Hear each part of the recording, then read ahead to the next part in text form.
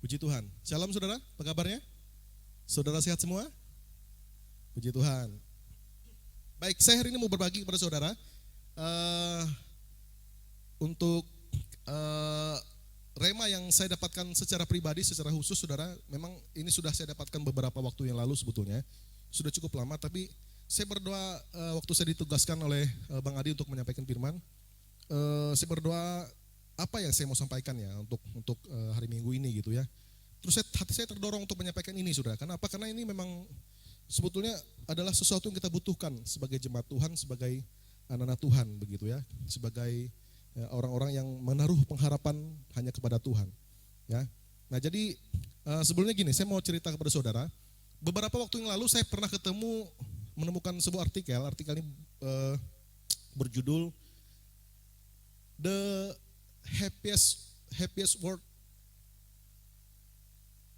World Happiest Man gitu ya, atau the happiest man on the earth gitu ya.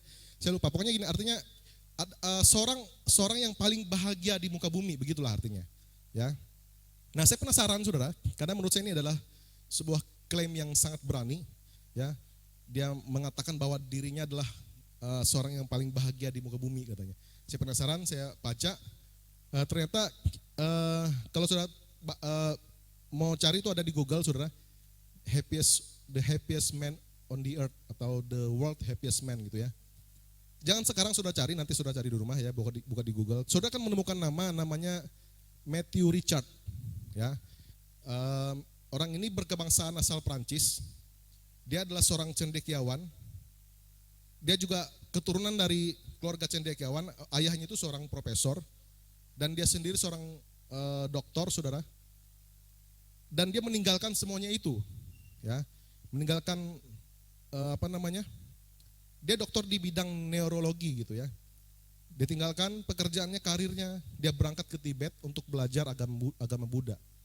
Nah, jadi setelah dia belajar, saudara, ya, dia dia melakukan sebuah kayak semacam penelitian begitu ya. Jadi dia melakukan tes untuk gelombang otaknya saudara ya. Jadi dipasang beberapa sensor di kepalanya saudara. Kalau tidak salah jumlahnya 200 titik gitu ya. Jadi berhubung kepalanya pelontos, jadi gampang nempelnya sensor itu ya.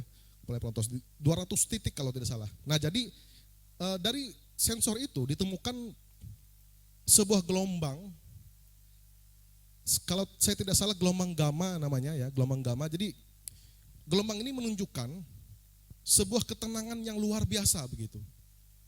Ketenangan yang tidak dimiliki oleh manusia pada umumnya, manusia biasa begitu, manusia pada umumnya. Dan bahkan saudara, gelombang yang didapat yang dihasilkan dari penelitian ini, yang dilakukan oleh orang yang bernama Matthew Richard ini saudara, itu jauh di atas orang-orang biasa. Jadi gelombang itu katanya menunjukkan ketenangan, damai yang dimiliki oleh orang tersebut itu jauh di atas rata-rata katanya. Ya. Jadi itulah yang menentukan bahwa dia adalah sebagai orang yang paling bahagia di dunia karena dia paling tenang katanya. Begitu hasil penelitian itu gitu ya. Nah, saya penasaran saudara. Ternyata salah satu ajaran agama yang dia pelajari di Tibet saudara, itu mengatakan bahwa sumber masalah di dunia adalah harapan katanya. Semakin kita berharap banyak, tinggi, semakin kita menginginkan hal-hal yang besar, itu akan menjadi sumber kekecewaan yang besar juga katanya. Semakin kita berharap tinggi, semakin besar potensi kita untuk menjadi kecewa katanya. Jadi bagaimana caranya? Ya, nah pengajaran agama itu mengatakan bahwa matikan harapan katanya. Matikan harapan supaya jadi ketika kita tidak berharap tinggi kita tidak akan kecewa begitu katanya. Dengan kita tidak berharap sesuatu yang tidak bisa kita raih, kita tidak akan menjadi kecewa. Begitu. Nah, ini mengganggu buat saya saudara, karena apa? Karena kita sebagai orang percaya, ya, kita sebagai orang Kristen yang membaca firman Tuhan, yang membaca Alkitab, yang mendengarkan firman Tuhan yang disampaikan, saudara, Kita mendengarkan banyak sekali janji-janji Tuhan yang luar biasa, betul? Kita temukan banyak janji-janji Tuhan yang indah di dalam Alkitab, di dalam firman-Nya. Jadi bagaimana mungkin kita tidak berharap kepada janji itu? Kita menaruh pengharapan kita kepada janji itu, saudara. Bahkan, saya juga pernah ikut seminar sekuler dulu, saudara. Katanya begini, manusia itu nggak mungkin hidup tanpa harapan, katanya. Jadi orang yang hidup tanpa harapan, itu 4 detik manusia yang, kalau manusia itu hidup tanpa harapan selama lebih dari 4 detik katanya, maka manusia itu akan meninggal katanya, akan putus asa, depresi, putus asa dan kemungkinan bunuh diri katanya. Ini penelitian sekuler ya. Nah Tuhan tahu betul ya kondisi manusia, makanya di firman Tuhan itu penuh janji-janji Tuhan yang luar biasa. Dan kita nggak mungkin menghilangkan harapan yang ada dalam diri kita, saudara. Artinya kalau kita menghilangkan harapan kita kepada janji Tuhan, kita sedang menurunkan standar firman Tuhan, dan firman Tuhan nggak boleh standar turunnya. Betul? Kita harus berharap terus kepada Tuhan. Begitu. Ya. Kita baca sebentar di Lukas pasal 18. Ini saya membacakan sebuah perumpamaan, saudara. Kita baca sama-sama aja ya. Yang tidak asing lagi, yang kita sering dengar, saudara. Lukas pasal 18 ayat 1 sampai 8. Kita baca sampai habis saja, saudara. Baik, sudah? Lukas pasal 18 ayat 1 sampai 8. Kita baca sama-sama, 1, 2, 3. Yesus mengatakan suatu perumpamaan kepada mereka untuk menegaskan bahwa mereka harus selalu berdoa dengan apa? Tidak jemu-jemu. Katanya, dalam sebuah kota ada seorang hakim yang tidak takut akan Allah dan tidak menghormati seorang pun. Dan di kota itu ada seorang janda yang selalu datang kepada hakim itu dan berkata, belalah aku terhadap lawanku. Beberapa waktu lamanya hakim itu menolak.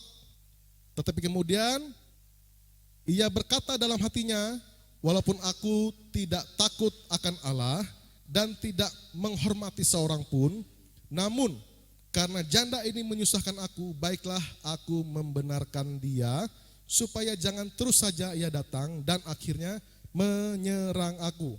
Ayat 6, kata Tuhan, camkanlah apa yang dikatakan hakim yang lalim itu. Tidakkah Allah akan membenarkan orang-orang pilihannya yang siang malam berseru kepadanya dan adakah ia mengulur-ngulur waktu sebelum menolong mereka? Aku berkata kepadamu, ia akan segera membenarkan mereka. Dan akan tetapi jika anak manusia itu datang, adakah ia mendapati iman di bumi? Amin. Ya. Nah, firman Tuhan ini adalah sebuah perumpamaan yang disampaikan oleh Tuhan Yesus ya kepada murid-muridnya, bahwa kita sebagai murid-murid Tuhan itu jangan pernah berhenti berdoa. Jangan pernah berdoa, jangan jemu-jemu untuk berdoa. Terus berdoa. Bahkan yang uniknya, saudara, Tuhan Yesus menggambarkan posisi Bapa itu sebagai hakim yang lalim. Hakim yang tidak mengenal Allah, yang tidak takut akan Allah katanya. Hakim yang tidak menghormati siapapun katanya. Saudara bayangkan ya, ini adalah sesuatu yang kontras sebetulnya. Tuhan Yesus ingin menyampaikan sesuatu bahwa hakim yang jahat ini, yang lalim ini, itu bisa menyelesaikan perkara seorang janda, apalagi Bapa yang di surga, begitu. Ya. Nah, saya mau membagikan kepada saudara 2 hal dari perumpamaan ini yang saya dapatkan ya. Dari perumpamaan itu kita bisa belajar tentang tema yang saya mau sampaikan hari ini, terus berdoa dan percaya. Itu tema yang mau saya sampaikan kepada kita hari ini. Terus berdoa dan percaya, ya. Nah, dari itu kita bisa mengerti, ya. Saya menarik sebuah rema yang saya buat dalam sebuah pertanyaan begitu. Pertanyaannya begini, apakah kita menaruh harapan hanya kepada Tuhan? Begitu. Ya. Nah, sama seperti janda ini, saudara, yang menaruh harapannya hanya kepada hakim yang lalim. Seolah-olah gini, dia nggak punya hakim yang lain, dia nggak punya orang yang lain untuk dia bisa berseru agar perkaranya itu bisa dibela, saudara. Dia punya tempat lain. Begitu. Nah, demikian juga Tuhan menghendaki kita ya, menempatkan Bapa kita yang di surga, menempatkan Tuhan kita itu sebagai satu-satunya tempat pengharapan kita, begitu. Di mana kita tidak ada tempat lain untuk berseru, di mana kita tidak ada tempat lain untuk menyediakan planning A, planning B, planning C dan seterusnya, saudara. Yang kita hanya bisa lakukan adalah terus berseru kepada Tuhan dan berharap pertolongan itu datang daripada Tuhan, begitu. Itu yang dialami oleh janda tersebut. Dia tidak punya harapan lain selain kepada hakim itu. Bahkan saudara ini katanya, namun karena janda itu menyusahkan aku, baiklah aku membenarkan dia supaya jangan terus saja ia datang dan akhirnya menyerang aku. Dia menganggap kayak reputasinya dipertaruhkan begitu. Bisa nggak kita berharap terus kepada Tuhan sampai kita tuh gini, kalau kita tuh nggak tolong oleh Tuhan, kita tuh sedang mempertaruhkan kemuliaan Tuhan, begitu kira-kira. Kita terus berseru kepada Tuhan, Tuhan, hanya Engkau satu-satunya Tuhan, begitu. Ya, itu yang pertama. Nah yang kedua, kadang-kadang gini saudara, sebelum kedua gini ya, saya mau cerita dulu. Yang kadang-kadang gini, Tuhan itu bisa menempatkan kita, ya, Tuhan itu bisa menempatkan kita dalam suatu kondisi atau dalam suatu keadaan, dalam sebuah keadaan di mana kita tuh menghadapi sebuah masalah yang kita tidak bisa kontrol keadaan itu, begitu. Saudara pernah nggak mengalami itu ya? Saudara ditempatkan pada suatu kondisi atau sudah sebuah keadaan di mana saudara itu tidak bisa berbuat apa-apa, tidak bisa berbuat banyak untuk mengubah keadaan itu. Kenapa? Karena keadaan itu di luar kemampuan kita. Begitu. Nah, kenapa kadang-kadang Tuhan mengizinkan itu? Supaya kita sadar, ya, supaya kita sadar, saya hanya bisa menaruh pengharapan saya kepada Tuhan, karena saya nggak bisa berbuat apa-apa tanpa Tuhan, begitu. Pernah nggak saudara ya mengalami itu ya? Saya pernah saudara. Ini misalnya kita, ini contoh masalah yang bisa dihadapi ya. Kita bekerja dalam sebuah perusahaan dan kita melakukan sebuah kesalahan, begitu, yang menyebabkan perusahaan ini rugi sekian miliar, begitu ya. Dan itu akibat kesalahan kita, begitu. Nah, kita nggak punya uang untuk mengganti kerugian perusahaan tersebut, saudara, ya. Nah, itulah gambaran kondisi kita di sebuah tempat di mana kita nggak bisa kontrol atau nggak bisa pegang kendali atas masalah yang sedang kita hadapi, begitu. Ya, di mana pada saat kita betul-betul berada dalam titik itu, saudara, kita hanya bisa berseru kepada Tuhan. Itu contoh, ya, itu dia. Oke. Nah, pertanyaan kedua dari Rema ini, saudara, yang tadi apakah kita menaruh harapan kita hanya kepada Tuhan? Nah, yang kedua gini, yang kedua tuh jawaban doa kita itu waktu saya yang terjadi atau waktu Tuhan. Kita tuh menunggu waktu kita atau waktu Tuhan, begitu. Maksudnya begini, kita kadang-kadang berdoa kepada Tuhan. Kita berdoa, Tuhan, jawab doaku Tuhan. Ini misalnya kita doa apa ya, misalnya kita doa untuk mengharapkan sesuatu, ya. Tapi kita minta itu sesuai dengan waktu kita, begitu. Kita mengharapkan jawaban doa yang daripada Tuhan itu terjadi sesuai dengan waktunya kita. Begitu. Nah, Tuhan mengajarkan dalam perumpamaan ini, ya, jangan jemu-jemu untuk berdoa. Artinya apa? Terus nantikan waktunya Tuhan, begitu. Terus nantikan saatnya Tuhan. Saatnya Tuhan akan tiba dan tidak pernah terlambat. Tuhan menegaskan di sini apa katanya? Tidakkah Allah akan membenarkan orang-orang pilihannya yang siang malam berseru kepadanya, dan adakah, apa katanya, ia mengulur-ulur waktu sebelum menolong mereka? Tuhan tidak pernah terlambat. Ya. Waktu Tuhan pasti yang terbaik, ada lagunya. Pasti yang terbaik bagi kita. Ya. Saya mau kasih saudara satu cerita di Yohanes pasal 11. Yohanes pasal 11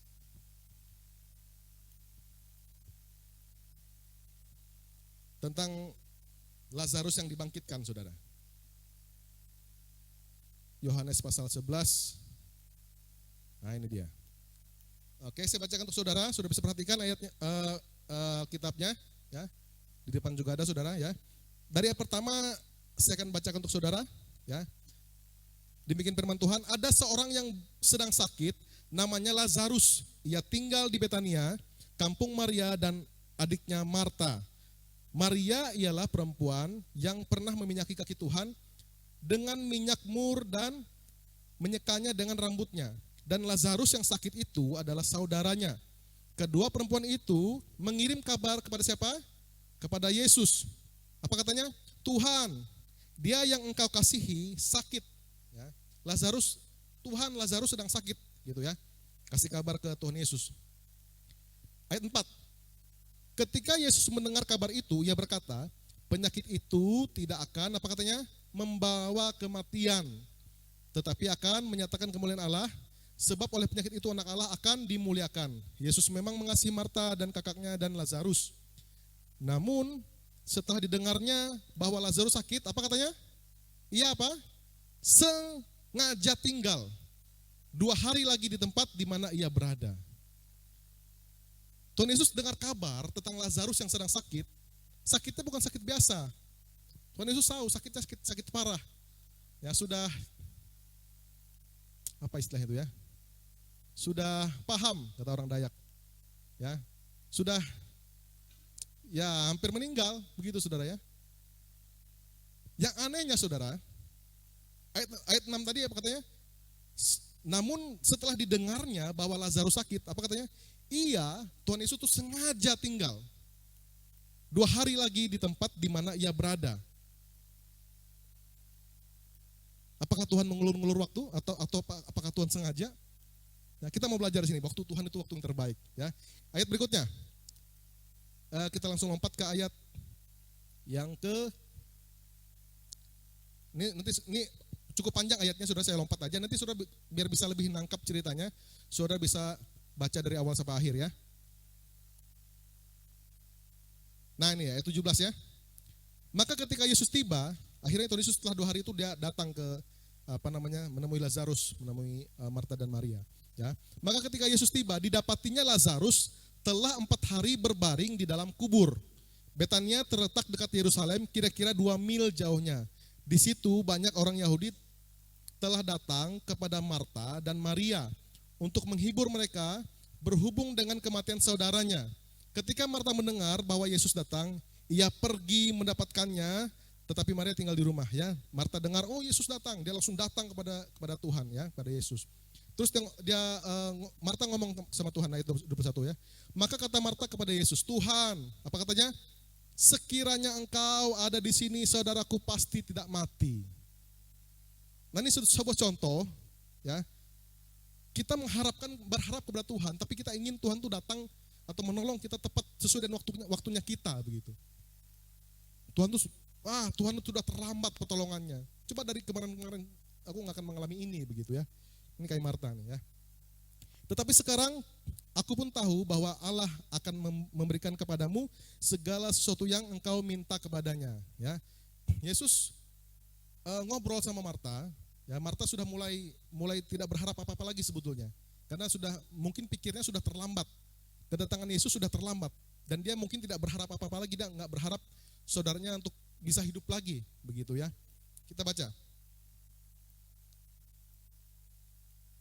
Ayat 23, kata Yesus kepada Marta, saudaramu akan bangkit. Tuhan Yesus sampaikan sesuatu untuk membangkitkan imannya Marta, ya, untuk supaya dia kembali percaya. Kita lihat apa kata Marta.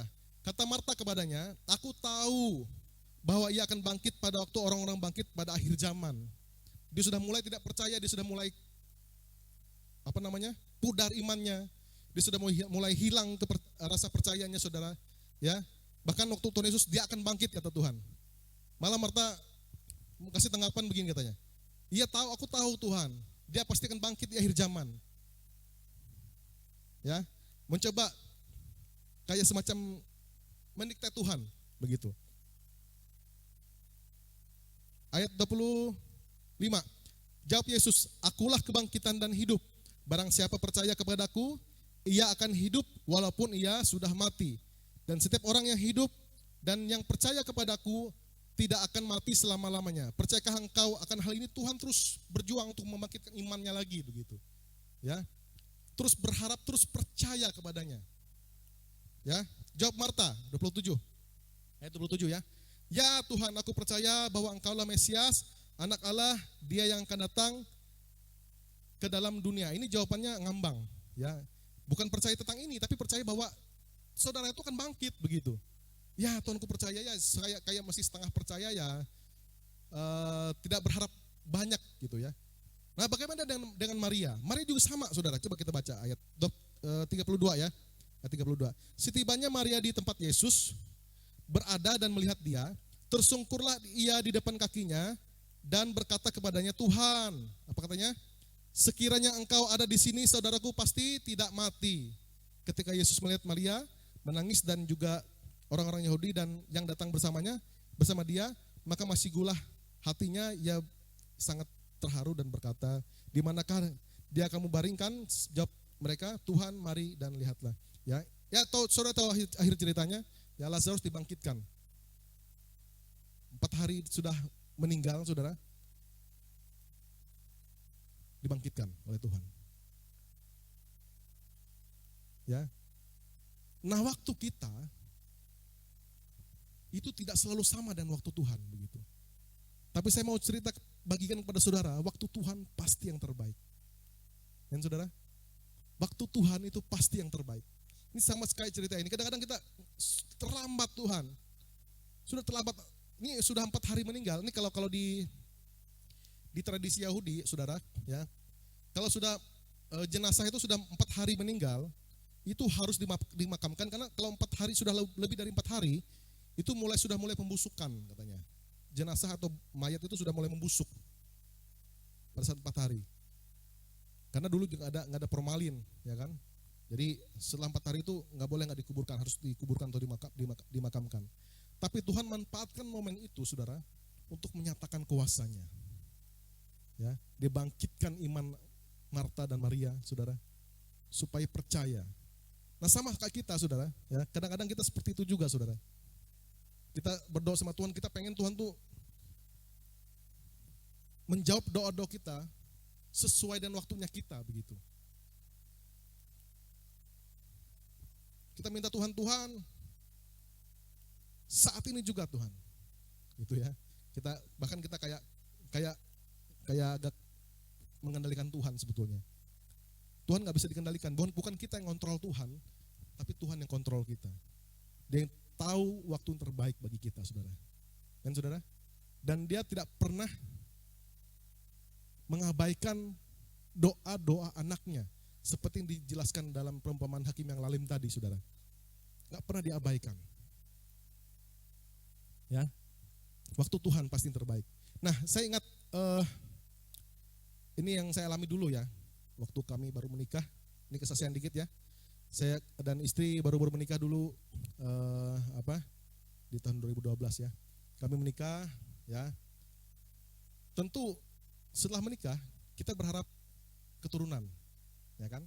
Setelah kita menikah kita berharap punya keturunan. Ya. Kami berdoa, saudara, berdoa terus setiap hari, berdoa terus setiap hari, ya, sambil percaya, membangun iman begitu ya. Percaya bahwa pasti kami dikasih, ya. Terus tahun berjalan belum dikasih, ya kan? 2 tahun, ada tanda-tanda, saudara. Ya, istri saya sudah mulai telat menstruasinya. Sudah telatnya 2 minggu, saudara. Jadi itu wah, ini jangan-jangan, tapi dites negatif, saudara. Ternyata memang negatif, memang nggak ada isinya, ya. Terus berdoa, terus dengar kabar saudara seiman atau mungkin dan juga saudara-saudara, keluarga-keluarga yang lain dengar kabar yang baru menikah, sudah hamil. Puji Tuhan, selamat. Padahal dalam hati, aduh Tuhan, kapan kami Tuhan, begitu ya. Kapan Tuhan, kami juga mau merasakan sukacita itu, begitu. Ingin punya anak juga, begitu ya. Dengar kabar lagi, yang ini sudah hamil. Oh, puji Tuhan, selamat ya. Padahal dalam hati, aduh Tuhan, kapan kami Tuhan. Ya. Saya ceritanya sekarang enteng, saudara. Kan sudah saya lewati, begitu ya. Tuhan, terus berdoa sama Tuhan. Nah, sampai pada suatu titik, saudara. Ini saya jujur ya, sampai pada suatu titik kami tuh kayak hampir menyerah sebetulnya. Menyerahnya gini, doanya sama Tuhan sudah agak mulai berubah. Tuhan, kami berdoa untuk keturunan jasmani, kalaupun kalau kasih, ya syukur, puji Tuhan, kami bersukacita. Tapi kalaupun Tuhan nggak kasih, ya kami juga tetap bersukacita. Tetap berusaha bersukacita, begitu ya. Kami pun tetap, ya sudah Tuhan, jadilah kehendak-Mu Tuhan. Kayak sudah pasrah, saudara. Ya, saya ada one on one dengan Bang Adi juga, pemimpin. Ya, jadi saya ada satu rema yang kuat yang saya terima, begitu ya. Waktu itu disampaikan, kita nggak boleh pasrah. Kita nggak boleh doa pasrah. Doa pasrah. Oh iya berarti saya selama ini doa pasrah ya gitu ya. Karena saya sudah sampai di titik itu, saudara. Saya nggak tahu berbuat apa-apa. Saya sampai berada dalam, seperti yang saya bilang tadi, berada di satu titik di mana saya nggak bisa berbuat apa-apa. Saya nggak bisa mengubah keadaan. Kenapa? Saya nggak bisa ciptakan manusia, betul nggak? Yang bisa lakukan hanya Tuhan. Jadi apa yang saya lakukan adalah berharap kepada Tuhan begitu. Ya, saya ingat lagi firman Tuhan dalam perumpamaan dalam Lukas ini tadi, saudara. Lukas 18 tadi. Jangan jemu-jemu berdoa. Saya terus bangun iman saya, berdoa terus saudara.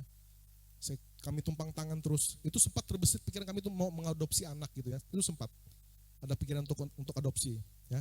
Tapi jauh dalam lubuk hati saya itu kayak ya ngapain gitu ya. Nggak usah begitu. Ya.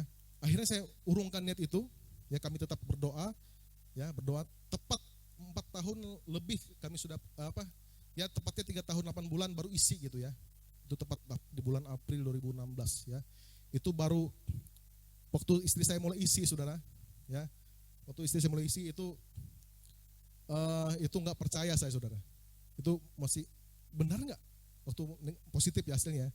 Sekarang yang bisa merasakan yang perempuan ya, karena dia merasakan perubahan dalam tubuhnya kan.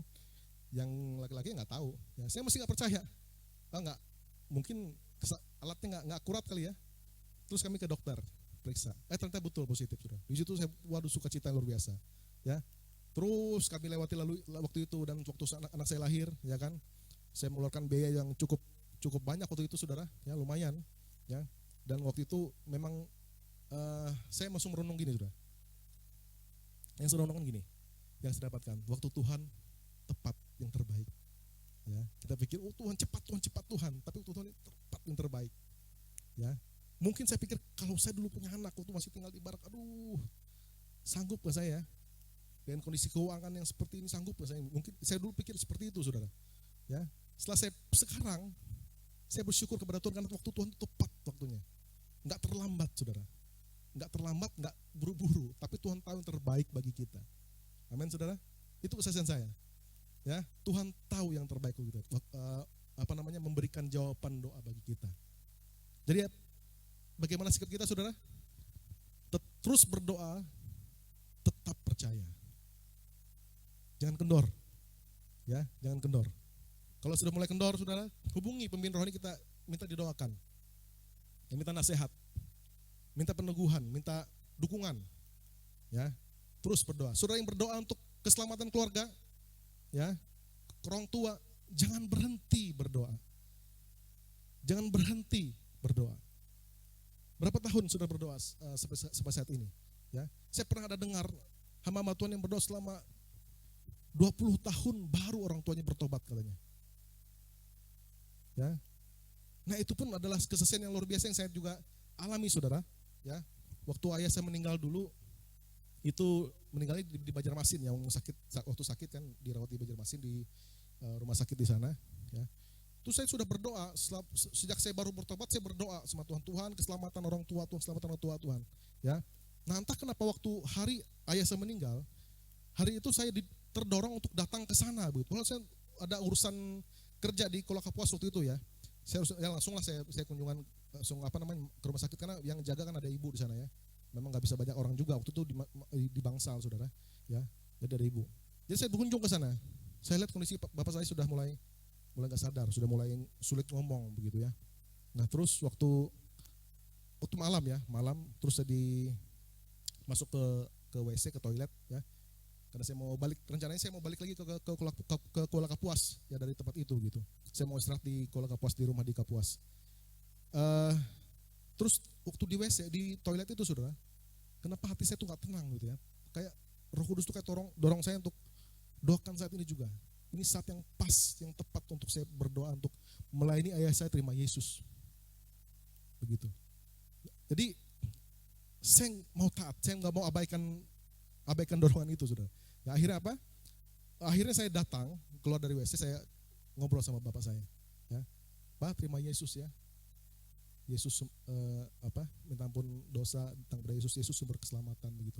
Saya nggak tahu, saya kayak terbeban aja gitu, langsung terdorong begitu. Saya ambil waktu itu langsung doakan ayah saya terima Yesus ya. Walaupun dia sudah mulai berkata tuh nggak jelas kata-katanya, tapi saya bisikan di telinga, ikutin doa saya kata saya. Ya saya doakan dia ikutin doa saya saudara. Ya akhirnya dia terima Yesus. Terus selesai, yang dia sudah terima Yesus, saya cium keningnya saudara, kayak ada suatu kayak sudah mulai kayak ini akan bakalan berpisah begitu ya. Nah setelah selesai saya balik ke Kolkapuas, betul saudara. Sampai saya sebentar berrebahan di rumah di Kolkapuas saudara, datang telepon dari ibu saya waktu di Banjarmasin di rumah sakit, bapak sudah meninggal katanya. Saudara, ya, saya bukan sedih waktu itu. Oh Tuhan, saya nggak terlambat dan terima kasih Tuhan, Kau sudah ingatkan saya Tuhan. Terima kasih Tuhan waktu itu gitu ya. Jadi saya betul-betul bersyukur sama Tuhan waktu itu saudara.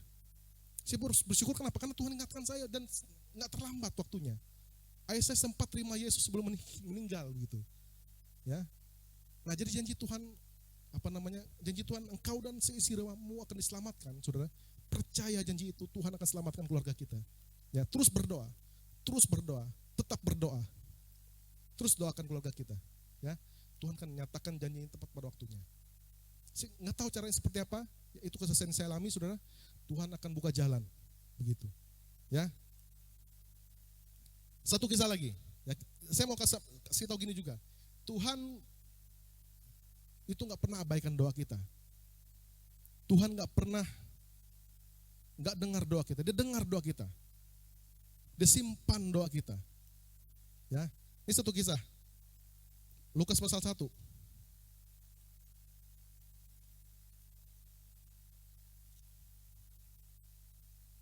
Lukas pasal 1 ayat 6.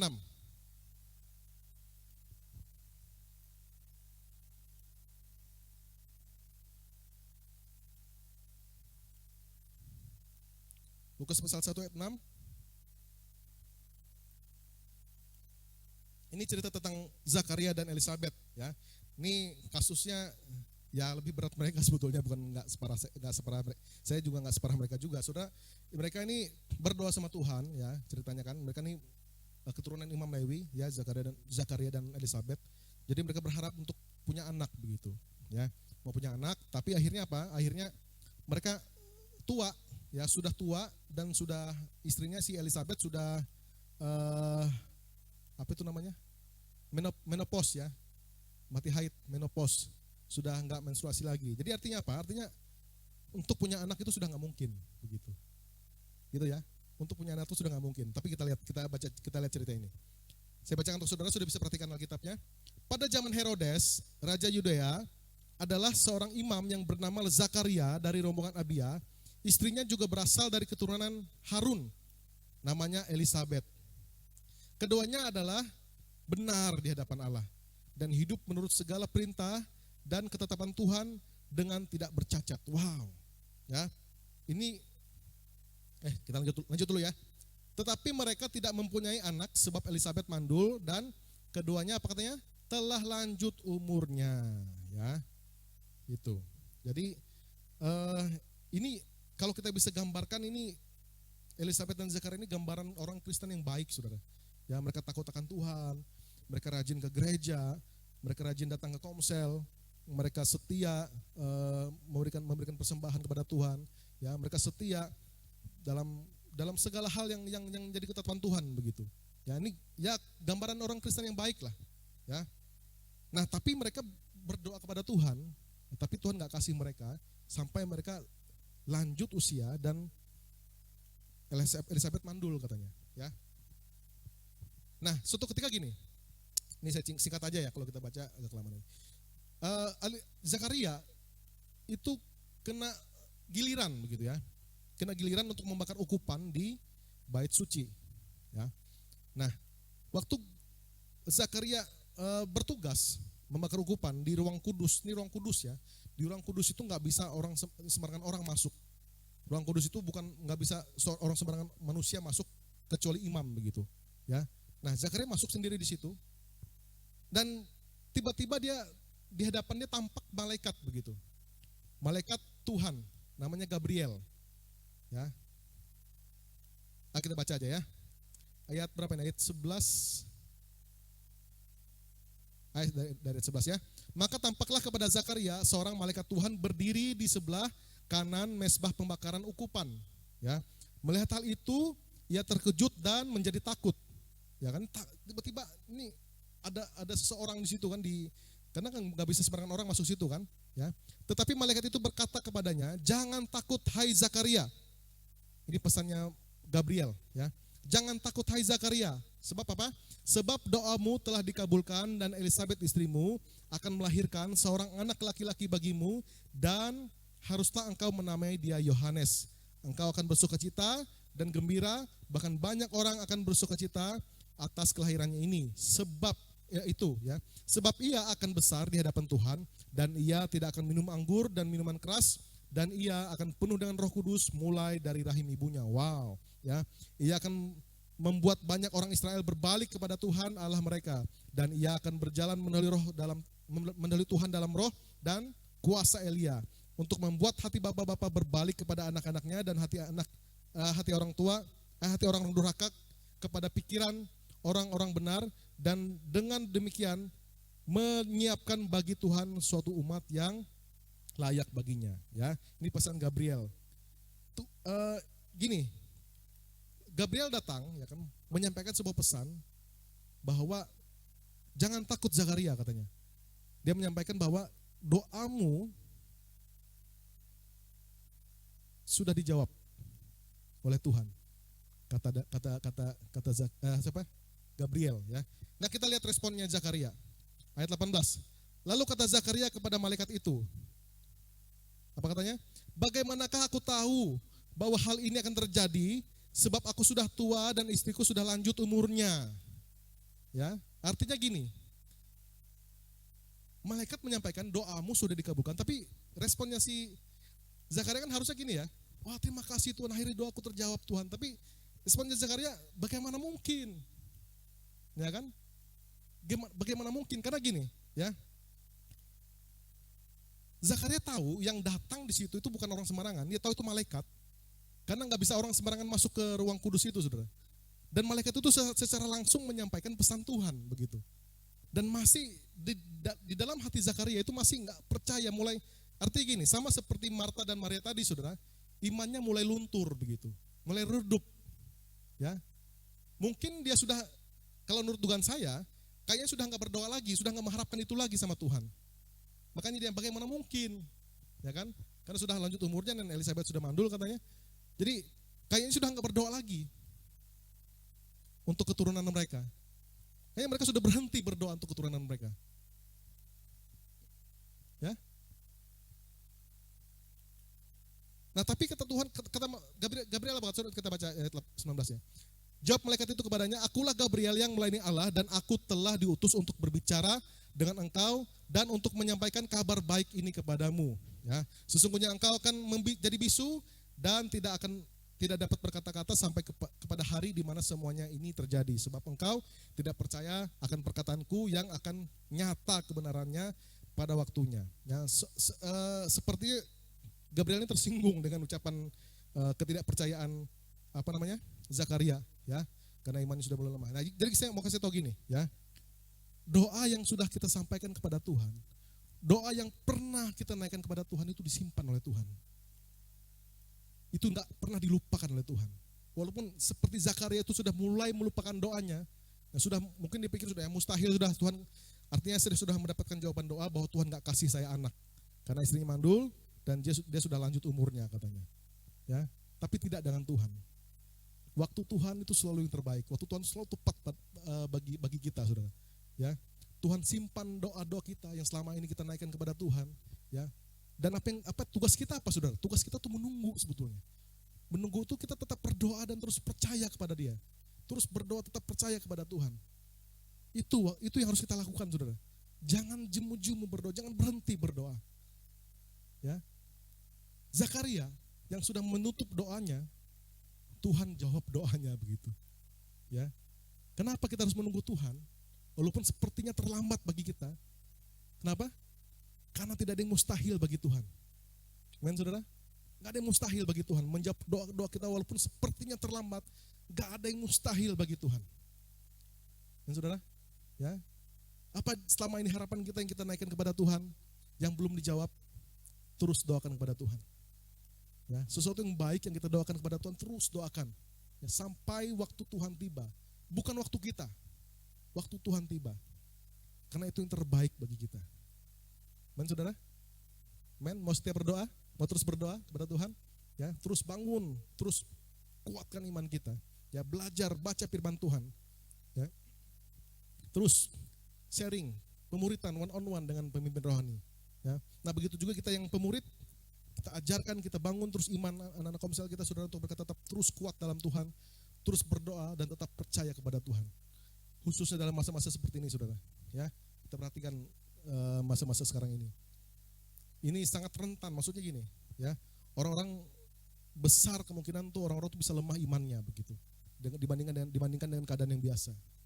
Ya, terus bangun mereka, terus kasih semangat, kasih motivasi bagi mereka. Dan saudara, mau terus berdoa, percaya kita yang sudah berdoa beberapa belas tahun, berapa puluh tahun untuk keluarga kita pasti diselamatkan. Amin saudara, orang tua kita pasti datang kepada Tuhan. Amin. Amin. Baik, puji Tuhan. Saya undang kita bangkit berdiri, kita berdoa bersama.